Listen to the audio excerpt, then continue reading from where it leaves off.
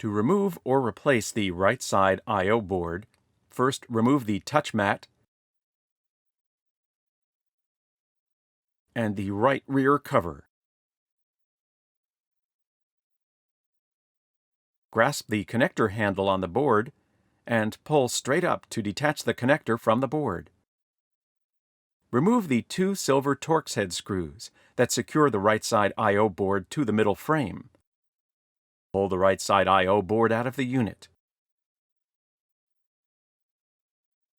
To replace the right side I/O board, place the board back onto its standoffs inside the unit.